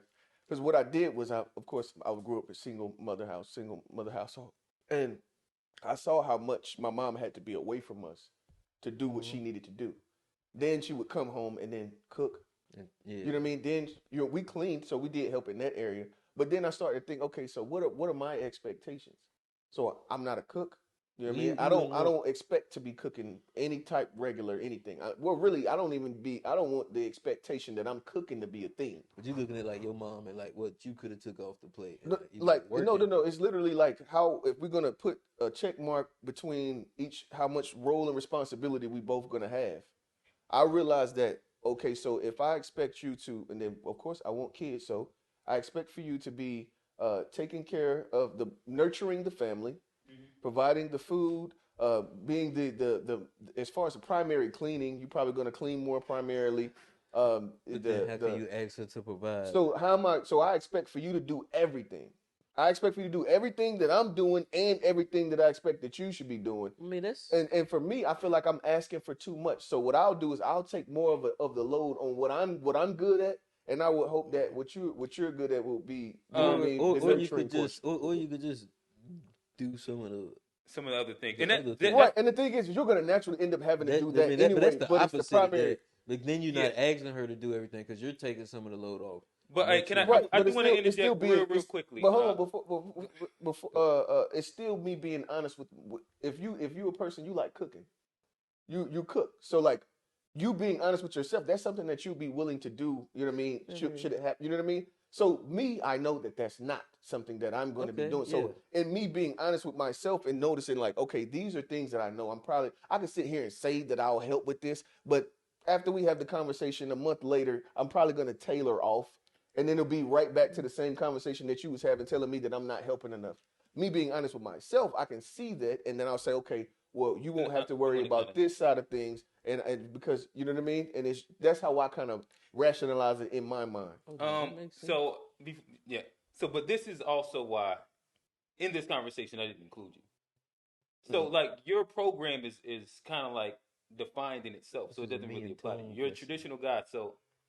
You trying to find a 30-year-old woman, like she's going like that version is going to be way different. And that's why I pointed like that's why I was going to them. Dave's not here today. Okay, gotcha. And so the follow up to that was to those people because there's a logical lane that goes with how you go and like how you operate your household because you don't want to do any of those things, so you're going to pay all the bills pretty much and provide inside that sense. So then the woman's going to do all the things that you don't want to do, and vice versa. Like as long as you find a woman that's with that, it works perfectly. But if we're talking about what like most people are going to do, I think that's why I end up, going into like the Johnny into the Tone into Dave. Again, I fall in that bucket. Like to me, could I sustain inside a traditional relationship? Yes, I choose not to. Like I said, like truthfully, what like there's been months. Probably like a 6-month span here at a point. I like what you would call a traditional. That's what I was doing, but that's not like I can do it, but that's not my preference because like the way I just plan out the future. I have a partner where we have a program that we both are on board with, and we figured it out to work inside that way. I believe that most people end up having it, whether you want to admit it and ego allows you to or not. I think that's the way it kind of works. Before we filibuster too much, Evo, what is like? Give us some final thoughts on this conversation. Wrap it up for us. All right. So for myself, I like to think that I'm a relatively good guy. I'm a decent guy. As far as thinking that I can be or should be with someone of quality. Yes, I do think that. It took me some time to understand, the era of my ways, especially when I was in my 20s, and so now that I've kind of, I've understood that some days are better than others. I might, mess up from time to time, but as far as like what it is that I I've looked for, what I like it is. In my world, sometimes some people, we end up. It's a dual thing. Like if you ever paid attention on the show on Nickelodeon years ago, Doug, you had the Dinks. Dual income, no kids. Like that was what. So that's what their name was. So. That's what the acronym of their name was, because they were a married couple without kids. So for a lot of gay or lesbian couples, a lot of them do not have kids, and they do have a dual income to where they can do the things that they want to do. They have a better lifestyle. They be on HGTV. Yeah. And some, not they all, be having the because crib $700,000 yeah, budget. that is such a that is such a I don't. like a I see like HG the home renovations. yeah like that's lightning striking in. That's interesting. Yeah, that's lightning striking in the bottle, right? If I was to put my own last bow on it, I would say, I also would like stand on my own sword to be able to say that there were times that I done been out on a date with a shorty, and where I was at that moment, I was like, oh nah, this ain't a sustainable thing. Like you might be past a certain quality that I'm not ready for at that moment, Right? and it was the admitting of that part It can be that made intimidating. me like start piecing together some other things. I've been there too. In which, like, I think that it's an important part to Been sit there too. I've been there too. Go ahead. Oh, man took Oh, his he headphones. done took Yeah. headphones. I'm sick of this Oh, shit. shoot. Bro, He it's said like- he ain't unpacking He shit. said, I ain't unpacking shit else. Tone ain't toning it down. It's been a thing of, okay, I've been exposed to a lot of different lifestyles within my life and a lot of different people. Okay. And one of the things that I think people tend to, like, for one, when we're talking quality, it seems like a lot of people, like, we're talking money. My point still is that even if somebody has money, it doesn't mean that what they're looking for, your value, and like the thing that they're going to find quality in you is going to be money. So, like, you have a lot of people that, and I've seen this on both sides of the spectrum, but you have some people who have money, but they have morals that they value more, and they can't find anybody quality because they think that everybody cares about their money, Right. or they think that everything is about, or they feel like, or people feel like they're not good enough for them. Like I've honestly seen that happen to myself, where I've eliminated the prospect of myself being in a relationship because I thought this woman was too high quality for me, and she really liked me. Mm-hmm. But Kinda I makes you just question miss yourself, myself. right? Yeah. No, for sure. So it's I like, know for sure. I also wouldn't say that any of this is like a one size fits all type of for sure. yeah, I think again, like depending on the woman, what she values ends up being like its own litany. I think that I asked the question inside that way only because the easier way would be: do you think that you're gonna find a lot of quality women, 30-year-old women that work at McDonald's? no, No. no. Unless they're the manager or Right. general manager. And like if I make it really Yeah, the simple, manager or general manager. That's right? And unless you those two, like it's like you're in that spot At probably 30, for mid-30s, yeah. Nah. that's what I'm begging the question of right there. And I also think that it also depends on what side of town she on too, and where the McDonald's at too. You probably can find a decent. I'm gonna let you have that one. Yeah, you probably can Guess find what? decent. South Boulevard. Yeah. So they gonna be coming home to your crib Them smelling houses like French is right fries next to the hood all and chicken Right. nuggets. Shut up, bro. She gonna come back to No, the I crib. understand the like point you French make. fries. I mean, but that goes by assumption, though, right? I mean, because Right now we're only generalizing. Yeah, All right, we're cool. only All right, generalizing. Because generalize. we All right, cool. understand Then, yeah. everything would be like Yeah. everything has its own anecdotes and there's exceptions. sure. To Oh yeah, we talked about the Yeah. success in different sectors, but mm-hmm. I think that's a good place to leave it off. I'm gonna throw it to the comments. You guys agree, disagree? Let us know below. Can you find a quality woman at McDonald's? Let us know 35. if you can find a quality woman at McDonald's at 35. At 35. Let us know what you think let's of do a quality. poll on that on Threads. Threads. Let's ask that on Threads. We're gonna do a poll. What can you find a quality woman at 35? I think another one would be, what is a quality woman? That's what I wrote down. I think that'll be a good one. I feel like we don't. What about Walmart? Nah. What is a quality man? That to me. I was about to say, Okay. what about quality? Hey. Oh yeah, I like that one. We could let's do all break of down. them. Cause Let us I know. like the Let us know what a quality man is in the comments. I mean, because I might bring some extra eyes to y'all. Like y'all might not even know that, but I'm just saying, like these are things like that.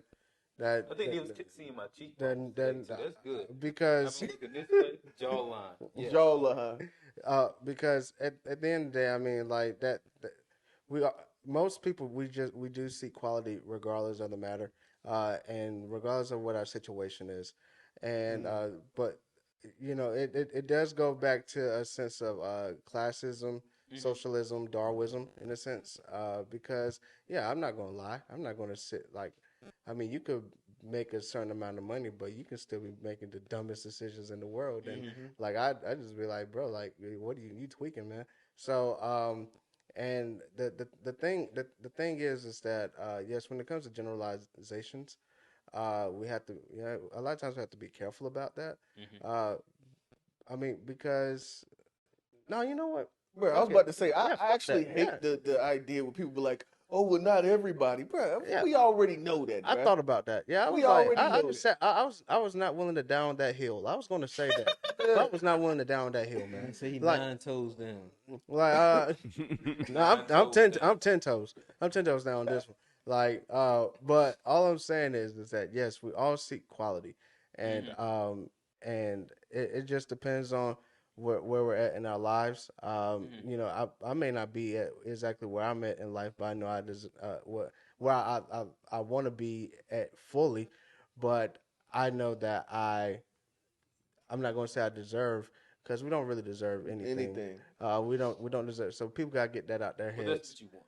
Yeah, that's what I want. I want quality, and you know, a sense of equality. I don't want I don't want you to feel like you're standing on my shoulders or vice versa.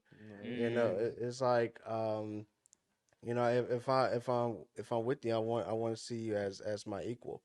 And I think a lot of people kind of get that misconstrued. But once again, that's what I see in my world. See, this man Smirk over here finna make me have to light the fire up Hey, again. nah, chill Oh, out, listen. chill out. I got coals, I got Yeah, fire I pit. ain't about to- Hey, chill out. This was an easy one. We got like the Patreon up for that. It's a 2-hour show. Go Hey, ahead. bro, appreciate you for Thank you, coming by. Jim. Thank you, Evo, Jim. Evo, the artist, Yes, Hey, special guest. I We appreciate appreciate everybody, him for man. pulling up, checking up, chopping it up with us. This was season 3, episode 15. Thank you, sir. Great episode. This was a good one for sure. Before we get out of here, if you still watching, hit the like button, ding the bell, get all your notifications, subscribe to the channel, follow us on Instagram, Facebook, TikTok, and Threads. We got a poll coming out there. It's the To Be Fair Show. I am your host, Johnny P. Over here, real. It's Q. And we out. And if you do not agree with everything I just said, I hope that you step on a Lego or get a fucking paper cut. I'm done. We out.